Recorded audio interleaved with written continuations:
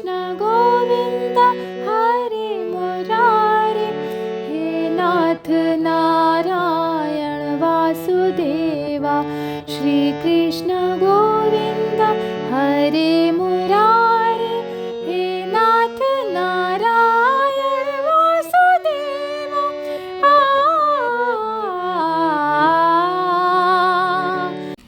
श्री गीता जी का षोडश अध्याय। श्री भगवान बोले, हे अर्जुन, और सुन कि कई मनुष्यों के स्वभाव देवताओं जैसे होते हैं तो कईयों के दैत्यों जैसे होते हैं। जिनके स्वभाव देवताओं जैसे हैं पहले उनकी बात सुन। निर्भय होते हैं अर्थात उन्हें किसी का डर नहीं होता। अंतःकरण अर्थात हृदय निर्मल और अति शुद्ध होता है। मुझे जानने का ज्ञान होना और मेरे स्मरण योग्य के साथ जुड़े रहना, यथाशक्ति दान करना, इंद्रियां जीतना, यज्ञ करना और वेदों में गाई मेरी महिमा को सुनना, पढ़ना, सहस्त्र शीर्षा पुराणों के स्तोत्र पढ़ना, कीर्तन करना, तपस्या करना। हे अर्जुन, तपस्या की महिमा आगे चलकर 17वें अध्याय में कहूँगा। अहिंसा अर्थात किसी जीव को ना दुखाना, हृदय से कोमल होना, सत्यवाणी बोलना और असत्य ना कहना, किसी से क्रोध ना करना, केवल शरीर की रक्षा के लिए भोजन ग्रहण करना और इससे अधिक संचय ना करना, इसे त्यागी कहते हैं। सदा संतोष में रहना, किसी की निंदा ना करना, यथाशक्ति सबको सुख देना, निर्लोभी, लोभ से रहित रहना, पाप कर्मों से लज्जा करना, चंचल स्वभाव से रहित होना, निश्चल आसन, इंद्रियों और मन को निश्चल रखना और ऐसा तेजस्वी जिसकी अवज्ञा कोई न करे, जिसे सभी नमस्कार करें। जब कोई दुख दे तो उसे क्षमा करे, चाहे कोई दुख दे जाए या दुर्वचन कह जाए उसे क्षमावान कहते हैं। धैर्य रखे, एक गोविंद की शरण में रहे, जो भी हो जैसा भी हो उसे भगवत इच्छा मानकर स्वीकार करना।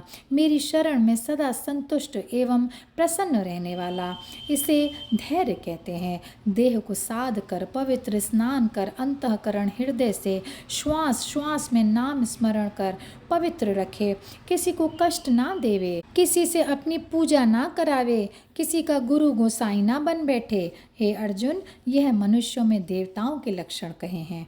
अब असुरों के लक्षण सुन। पाखंड से लोगों में स्वयं को धर्मात्मा दिखाना, मन से पाप का चिंतन करना, यह पाखंड है। अब अतीत पाखंडियों के लक्षण सुन। जो संसार को छोड़कर मेरी शरण में आए हैं सो मेरी शरण आकर फिर मेरे चरणों को छोड़कर दूसरी बातों का मन में विचार करे और कहे कि मुझ जैसा कोई दूसरा नहीं, क्रोधी और कठोर बोलने वाला हो। हे पार्थ, यह अतीत पाखंडी होते हैं। हे अर्जुन, प्रकृति दो प्रकार की होती है। इनकी प्रकृति अज्ञान से है। इन दोनों प्रकृतियों का फल सुन। जिन मनुष्यों में देवताओं की प्रकृति है वे प्राणी संसार से मुक्त होते हैं, और जिनमें दैत्यों की प्रकृति है वे प्राणी संसार के जन्म मरण के बंधनों में पड़े रहते हैं। श्री कृष्ण भगवान के मुख से यह वचन सुनकर अर्जुन अपने मन में विचार करने लगा कि हे मन, तुझ में कोई दैत्यों का स्वभाव है? यह देखकर श्री कृष्ण भगवान सहन नहीं कर सके और तत्काल ही कमल नयन श्री केशव जी बोले, हे अर्जुन, तू यह मत सोच, तू तो देवताओं की प्रकृति लेकर जन्मा है।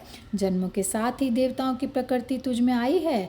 हे अर्जुन, मैंने देवताओं के स्वभाव तो विस्तार से कहे हैं और देवताओं के स्वभाव थोड़े कहे हैं, अतः थोड़े और सुन।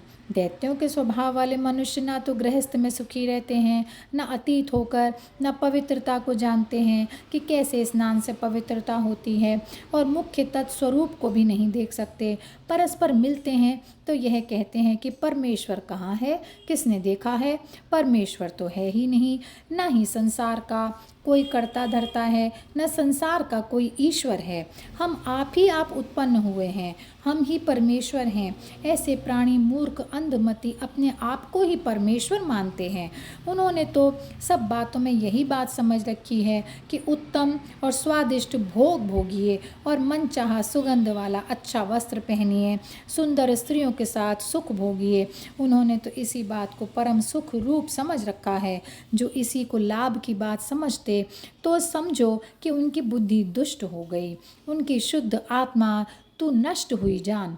यह अल्प बुद्धि वाले ऐसे कार्य करने लगते हैं जिनसे आप तो कष्ट पाते ही हैं, औरों को भी कष्ट देते हैं, और ऐसे ऐसे कर्म करते हैं जो कभी तार ना सकें। पाखंड, गर्व, मदान्धता से अंधे हुए हैं, जो इस अंधकार के साथ उन्मत्त मति वाले हो रहे हैं और माया के मोह में फंसे मिथ्या वस्तुओं को पकड़ रहे हैं और अति अपवित्र स्वभाव को बरतते हैं। जब तक यह संसार है, अर्थात जब तक इसकी प्रलय नहीं है, तब तक नित्य चिंता में मगन रहते हैं। काम, स्वार्थ का परम लाभ, काम की दृढ़ता में दृढ़ आशा से बंधे हुए काम क्रोध में दृढ़ हैं।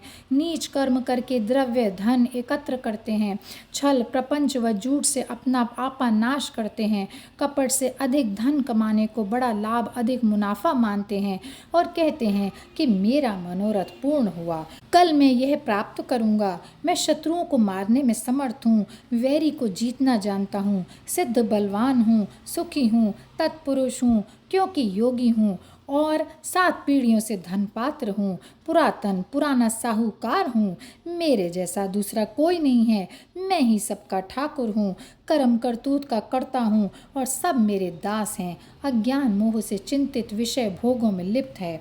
हर तरह सुख चैन की हो जिंदगी, चूमती हो पैर जिसके लक्ष्मी। पाप वह करता है धन के वास्ते, जीता है मरता है धन के वास्ते। आज इतना धन जो मेरे पास है, अधिक है क्यों कर बने यह आस है। हे अर्जुन, उनका मन अनेक प्रकार के विषय भोगों में पड़ा भ्रमता रहता है। मोह के जाल और काम भोगों में फंसे उनकी दशा कैसी है। यहाँ भी नरक में पड़े हैं और आगे भी नरक में पड़ेंगे।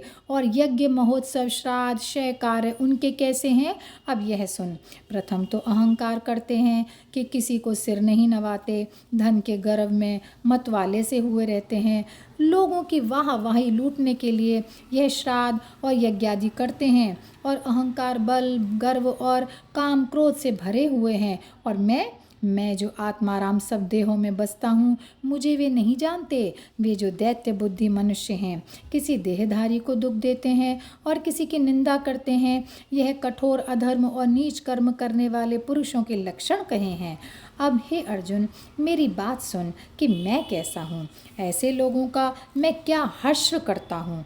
मैं इन्हें दुखदायक गधे की योनि तथा कलह, क्लेश और अज्ञान से भरी कुत्ते इत्यादि की आसुरी योनियों में डाल देता हूँ। बार बार ऐसी कुचील योनि में इन्हें भटकाता हूँ। हे कुंती नंदन, जिन्होंने मुझे नहीं पाया, वे प्राणी बार बार इन कुचील योनियों में भटकते रहते हैं।